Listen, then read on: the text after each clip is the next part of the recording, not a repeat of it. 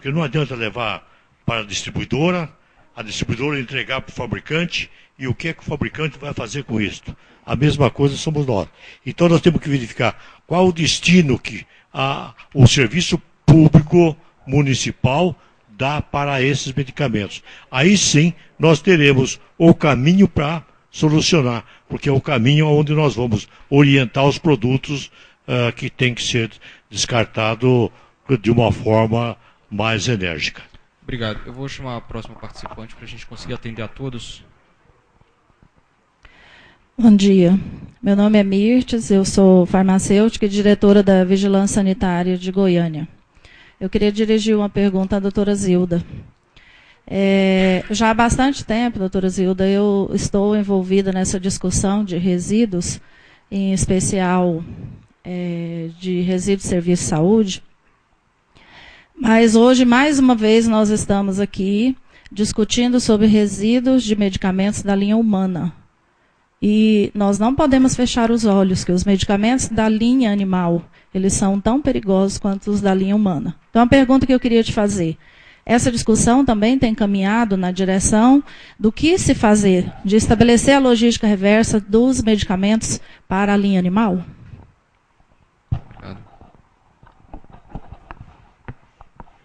Me parece que o grupo está discutindo isso. A ideia é colocar a linha animal junto também. Isso está sendo discutido, se seria... Como o trabalho ainda não foi concluído, a gente não tem, mas isso foi colocado desde o início, da importância de colocar a linha animal também. Ok. Mais alguma colocação dos participantes? Eu só queria fazer um comentário. Doutora Zilda, a minha justificativa é porque em Goiânia nós temos um projeto que me foi oportunizado, hoje à tarde eu vou estar apresentando as nossas experiências, onde eu recebo medicamentos da linha humana e não recebo resíduos de medicamento da linha animal. E nós temos que considerar que é uma procura razoável por entrega. Nós temos postos de coleta e a população quer sim entregar. Tá? Ok. Próximo, por favor. Primeiro eu quero dar um bom dia a todos. Meu nome é Pedro Henrique. Hoje eu presido a Agência Municipal do Meio Ambiente de Goiânia e também a Câmara Técnica de Saúde e Saneamento do Ministério do Meio Ambiente, né, doutora Zilda? Nós ainda nos conhecemos, na verdade, eu estou muito faltoso nas reuniões, né, doutora Zilda? Mas eu queria só iniciar a palavra dizendo que, primeiramente, as pessoas que nos antecederam aqui só fez consolidar uma realidade do quanto nós vivemos, né, situações diferentes, realidades diferentes no que diz respeito ao gerenciamento de resíduos de serviço de saúde. Eu digo isso especialmente aqui de resíduos de serviço de saúde porque os medicamentos também estão incluídos, né, segundo a RDC que foi editada pela Anvisa e também pela instrução que existe também do próprio Conselho Nacional de Meio Ambiente. De modo que nós demoramos 21 anos para aprovar um Plano Nacional de Resíduos, né, que desenvolve toda uma política e que determina uma orientação da logística reversa.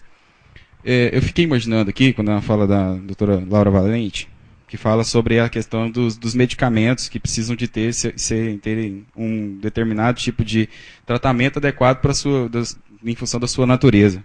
De modo que a Anvisa já tinha determinado, né, dessa resolução, da 306, que prioritariamente o tratamento desses tipos de resíduos seria a incineração, né, de um modo que, seria preferencial, não seria uma regra, mas o preferencial seria que fosse a incineração. Então, eu acredito que hoje não dá para a gente discutir, desonerar a indústria dessa responsabilidade, né, doutora Laura? Porque, de fato, ela já está contida dentro da lei, já é uma política já estabelecida por lei. O que nós precisávamos, de fato, ter de encaminhamento, talvez seria um processamento de informações, de modo a ter a indústria, né, uma logística para poder ela receber todo esse medicamento e dar a destinação que ela achar, então, que fosse adequado, que se não fosse a incineração. No caso de municípios que hoje tem um sistema já implantado, por exemplo, como é o município de Goiânia, que tem um incinerador hoje que faz o recolhimento voluntário, inclusive com tratamento gratuito, né, todo esse resíduo, todos esses medicamentos são direcionados para aquela finalidade, para serem incinerados. Né, e de modo que a gente sabe que isso não é uma competência, não é uma obrigação do município. Mas, por outro lado, né, doutora Zilda, a gente já observou que alguns municípios que passaram a cobrar o tratamento dos resíduos, que passaram a cobrar ali as suas taxas para que o farmacêutico que direcionasse seus medicamentos, a gente encontrou muita seringa, encontrou muito medicamento na beirada de córrego ou então em lotes baldios. Então, de repente, a oportunidade de discutir é justamente isso, é o direcionamento, porque a previsão legal já existe. Né? Qual vai ser o tratamento mais adequado? Se a indústria definir que vai ser um outro tratamento que não seja incineração, é que ela decida. Mas a desoneração não existe, porque a lei já está contemplando. Ok, obrigado. Doutora Vera quer comentar? Não, em nenhum momento eu falei de desonerar a indústria, em nenhum momento. Tanto que estamos aqui, estamos participando do grupo de trabalho. Quando eu falei de tipos, foi até me valendo de uma experiência internacional que é, na verdade, reforçada pelo que a própria RDC 306 fala, que você tem diferentes tipos de medicamento.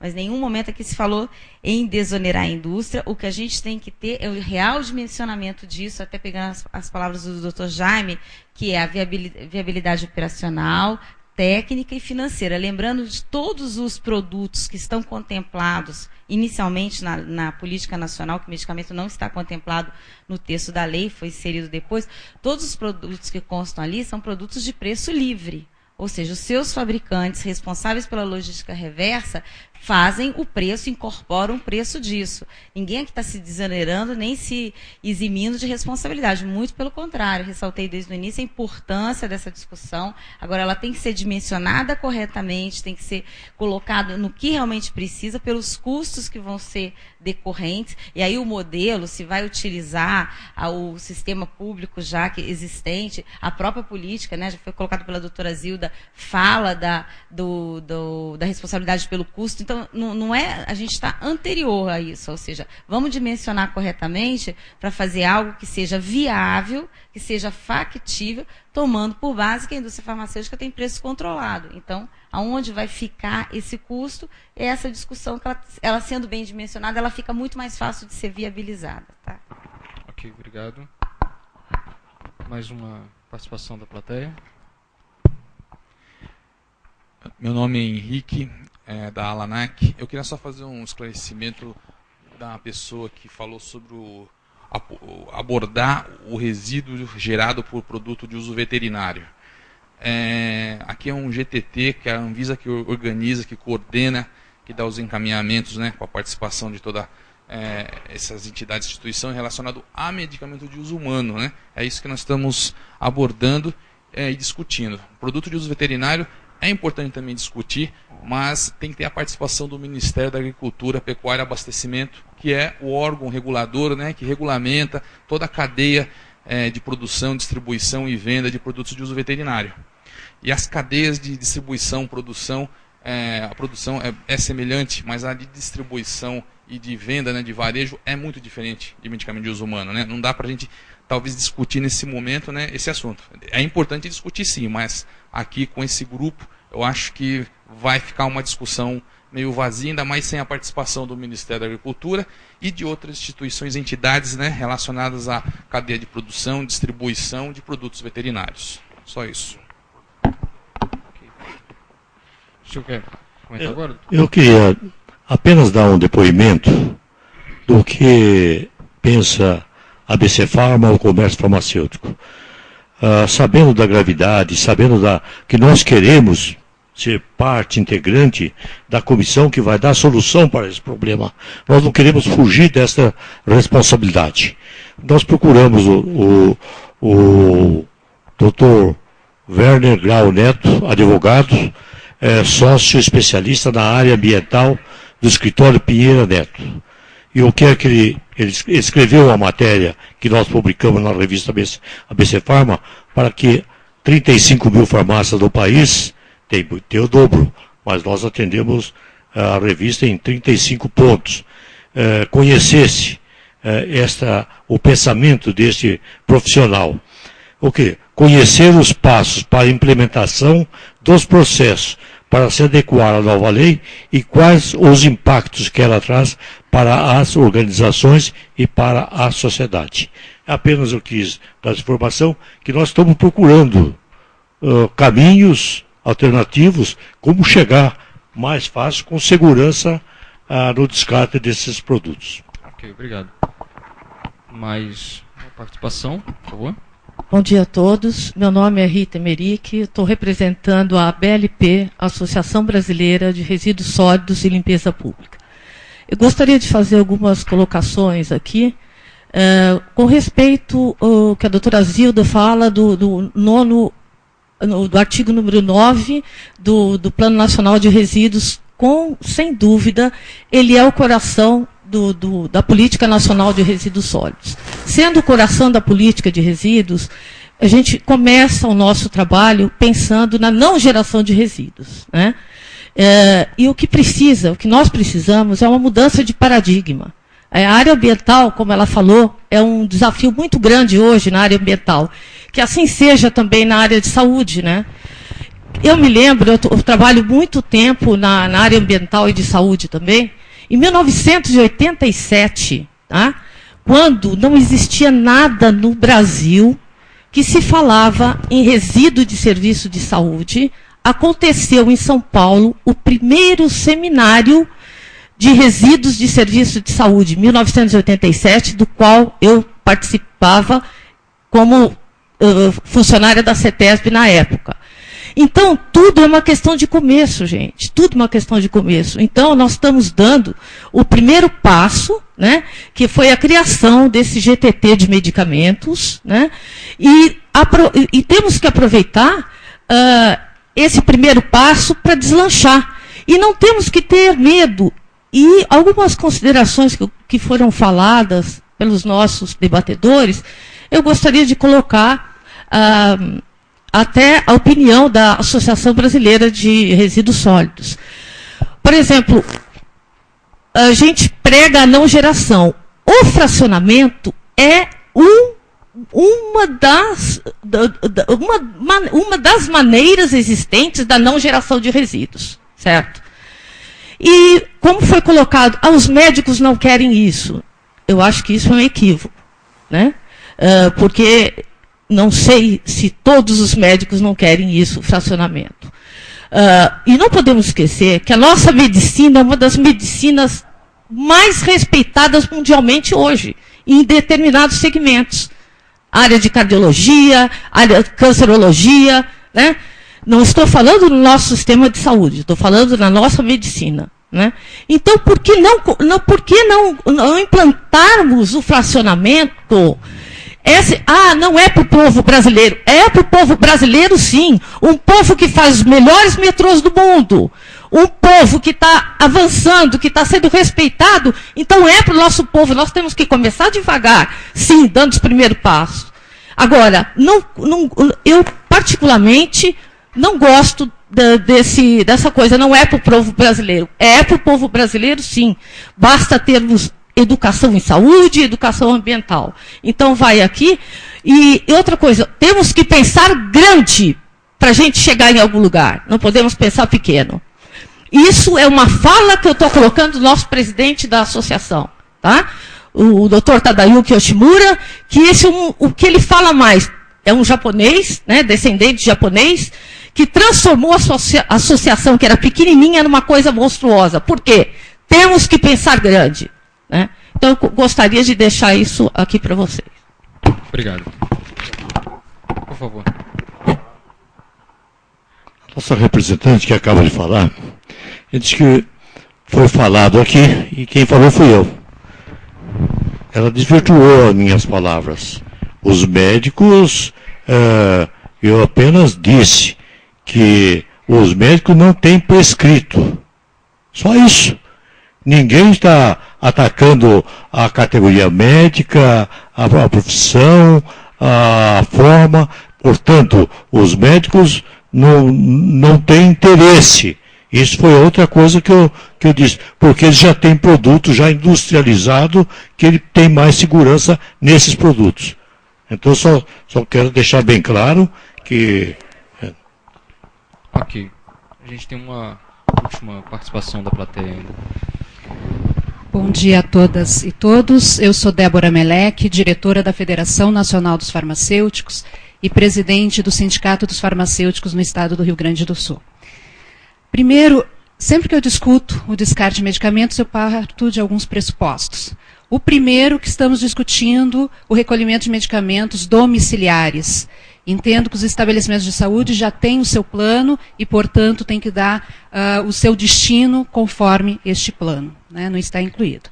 E também parto do princípio que todos os entes da cadeia estão regulares no mercado. Quando eu vejo discussão, a farmácia não tem farmacêutico, eu parto do princípio que essa farmácia tem que ser fechada. Então, entendo que aqui nós temos, sim, que ampliar a discussão de como fortalecer os nossos órgãos fiscalizadores. E essa responsabilidade é de todos nós desse coletivo, né? Bem, lá no estado do Rio Grande do Sul, eu vou apresentar hoje à tarde, inclusive, nós já temos um histórico de recolhimento de vencidos. E está se percebendo que as duas classes mais devolvidas pela população são anti-inflamatórios e antibióticos. Então, preocupada com o tratamento correto a esses medicamentos, eu queria fazer a pergunta aos senhores se possuem conhecimento de alguma tecnologia nova que pudesse estar sendo utilizada para essas classes terapêuticas, né? Essa é uma primeira pergunta. A segunda pergunta, a gente está tratando de uma logística em que temos a participação de todos os entes. Então, é uma logística complexa, pode-se dizer assim.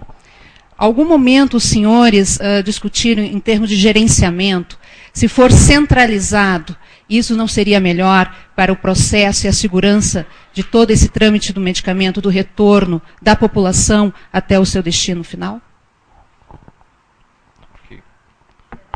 Centralizar em qual sentido? Centralizado. O gerenciamento, ter uma gerenciadora centralizada que possa estar acompanhando todo o trâmite desse medicamento, desde o ponto de coleta, ao transporte, o seu destino final, que possa estar discutindo o custeio. Se em algum momento os senhores tiveram alguma discussão nesse sentido e qual seria a opinião? Okay. Eu gostaria de dar mais entrar novamente nesse assunto. Foi-se falado farmácia não tem farmacêutico. Não é verdade. Qualquer farmácia no país, se ela não for registrada no Conselho de Farmácia e nas Covisa, Anvisa regionais ou do Estado, ela não tem permissão para abrir suas portas. Portanto, todas as farmácias têm que ter farmacêutico, sim.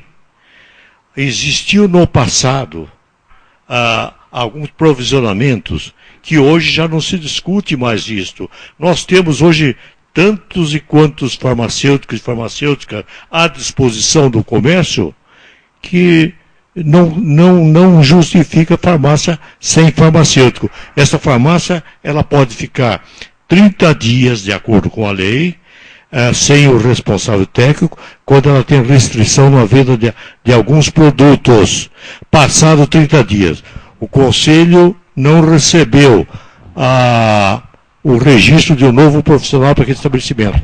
Comunica a Covisa, Anvisa, para ir lá e fechar esta farmácia, porque o Conselho não pode fechar, mas a Anvisa ou Covisa pode sim. Então, acredito que já é coisa do passado isso daí. Todas as farmácias têm que ter farmacêutico. E se não tiver, vamos fechar sim. A senhora veria fazer uma consideração?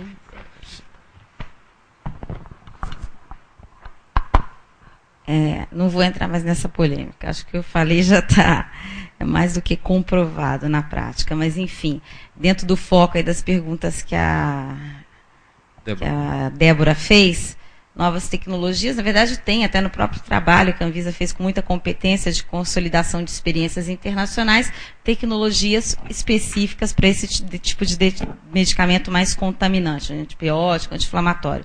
Então não precisa inventar a roda, né? Já existe tecnologia sendo implantada, não implantadas, tecnologias já viabilizadas para essa finalidade em vários lugares.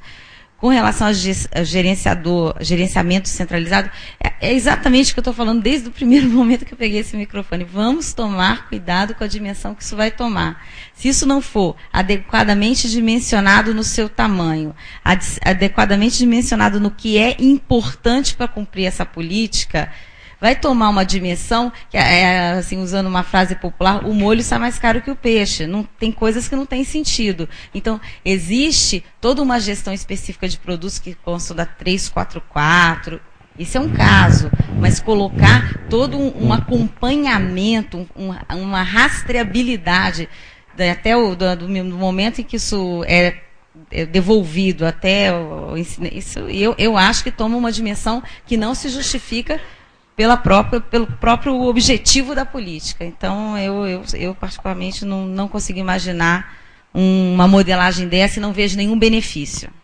Tá. Por favor, doutora Zilda. Eu não entendi dessa forma, Vera. Eu entendi quando ela falou numa associação, numa entidade, eu entendi mais que era uma responsável pelo gerenciamento desse resíduo. E isso ocorreu, isso foi discutido em outros GTTs, a gente vai ter oportunidade de ver isso no período da tarde, mas isso foi discutido em outros GTTs e isso, não sei por setor de medicamentos, mas para outros setores, isso é usado em outros países, inclusive. Você ter, por exemplo, eu tenho um caso, a resolução CONAMA de pneus, né, a antiga 258. Ela, quando foi criada, ela é bem clara a responsabilidade. A semelhança da nossa lei, ela era entre fabricantes e importadores. A indústria, no andar da sua implementação, da sua execução, fez por bem criar uma instituição, que se chama Reciclanip, para poder gerenciar o recolhimento, o transporte e a destinação do resíduo de pneus. Me pareceu que o que a Débora perguntou foi mais nesse sentido. E isso não é excludente, nem legalmente hoje não é excludente, nem na lei, nem no decreto que o regulamenta. Existe essa possibilidade de você ter empresas criadas ou empresas já existentes que vão gerenciar esse resíduo. Eu acho que foi mais nesse sentido que ela perguntou. Não era propriamente criar uma outra instância de controle, mas sim criar uma associação, uma empresa que gerenciasse esse resíduo. Ok. Doutor Jaime, uma fala que já apareceu algumas vezes aqui é a questão da fiscalização. Ao mesmo tempo parece uma questão meio óbvia, lugar comum. Bom, sim, é necessário fiscalização. Há um contraponto que também é inviável a fiscalização, aquela ideia do fiscal 24 horas por dia em todos os pontos que são passíveis de fiscalização. Como é que, qual é o caminho que, e aí o órgão regulador, a Anvisa, o auxílio do Ministério da Saúde, podem utilizar para se construir um ambiente em que a fiscalização 24 horas por dia, 7 dias por semana, não seja a única saída para se fazer cumprir o regulamento e a questão da gestão e a questão do tratamento do resíduo de medicamento? Essa pergunta é importante, Carlos, e ela tem uma relevância enorme para a eficácia de tudo isso que a gente está discutindo. A primeira coisa que a gente tem que ter em mente é que fiscalização na área sanitária não é simplesmente a Anvisa, né? A Anvisa integra um sistema, que é o Sistema Nacional de Vigilância Sanitária, em que há outros atores que também participam das atividades de controle sanitário, entre elas a fiscalização. Então, estados e municípios também também têm responsabilidades no quesito fiscalização, né? As autoridades sanitárias de estados e municípios.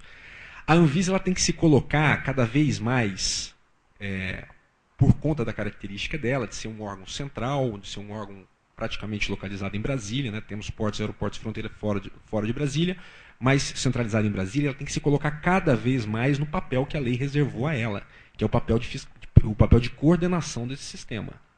Coordenar esse sistema significa capacitar esse sistema, significa formular estratégias nacionais de fiscalização, para que a fiscalização não seja uma atividade simplesmente mecânica, seja uma atividade inteligente.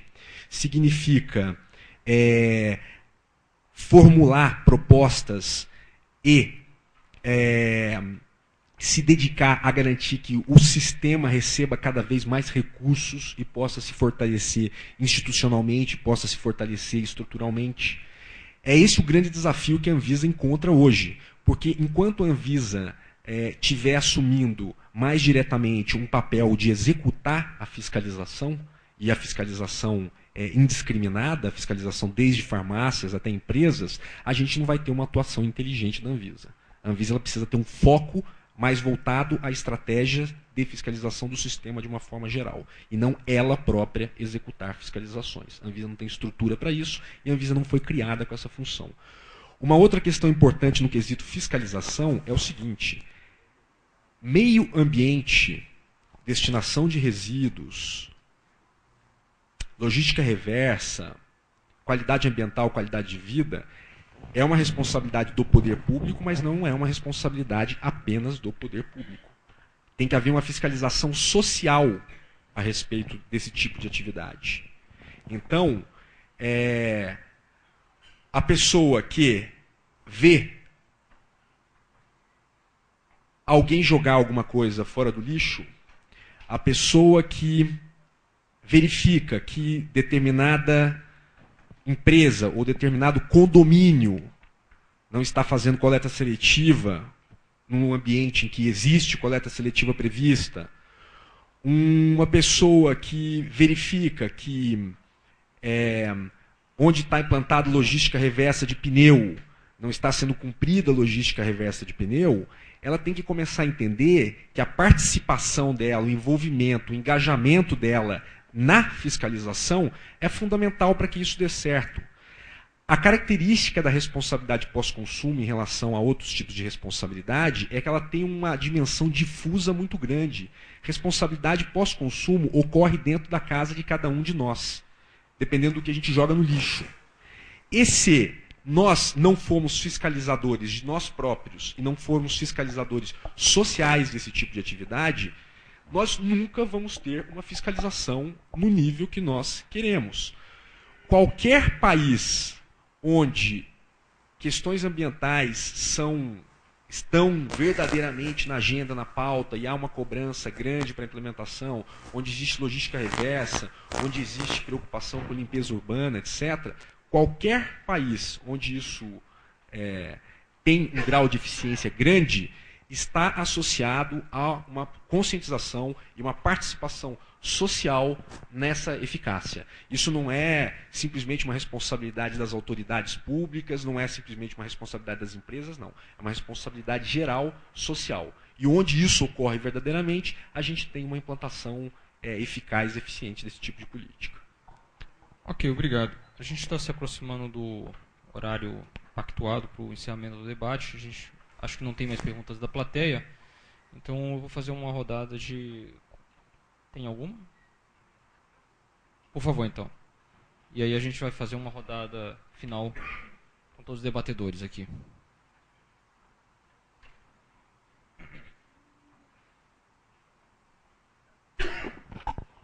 Bom dia aos debatedores, bom dia a todos.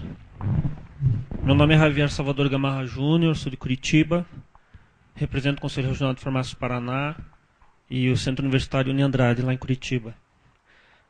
A doutora Razilda destacou o desafio da informação.